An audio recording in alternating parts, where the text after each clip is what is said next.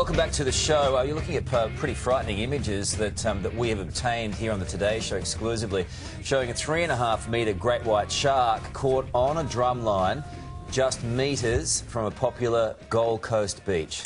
Now, this vision, as Carl mentioned, obtained exclusively by us, was shot on Wednesday of this week, just 2 days ago, at the Quiksilver Pro. Well, it was due to be held that day, but was called off. But there were still many surfers and swimmers who were in the water, unaware of what was going on. I had a big hook in its mouth with a chain, and it was kind of just swimming against it. It's probably been there a little while. It was going to take a person, and it's lucky that the hook got it. But you never know if it was going to take a person. There's probably one swim up and down here all day, every day, and you wouldn't even know.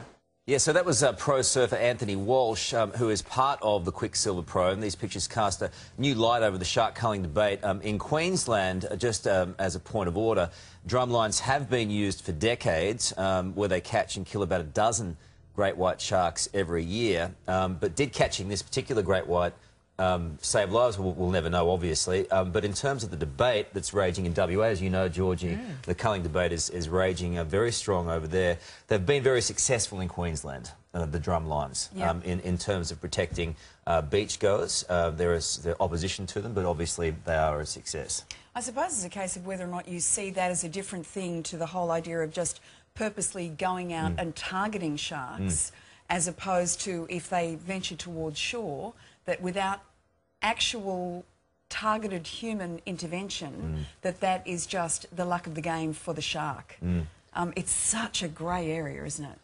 Well, I think, you know, the results in Queensland speak for themselves. You know, there's been no fatal attack in 5 decades. Yeah. So in WA, where there are more sharks and obviously the equivalent of more attacks, I think that it's very, very difficult, the argument there, when in light of all of that. But the opposition to culling of sharks of any kind, whether it's drum lines or going out and, you know, as you say, fishing for them directly, it's difficult. It really is. Tim, what do you think? There's also a fine line, isn't there? Where do you intervene as well? Because as life goes on, we push our boundaries, don't we, as human beings? And I mean, it is their terrain. So look, I'm not a big fan of culling anything like that. Great whites are wonderful creatures, personally.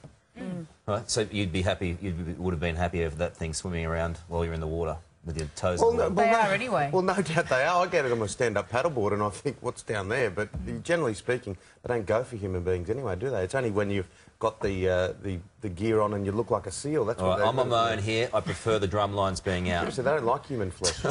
They might think I'm all right because they might have a good feed on me. Way too much garlic, bro. Too slender. Anyway, let us know your feedback on that story. We're talking more about that after 7 o'clock and 8 o'clock today, the culling debate. It's The Buzz. We'll show you how to move it with your pooch.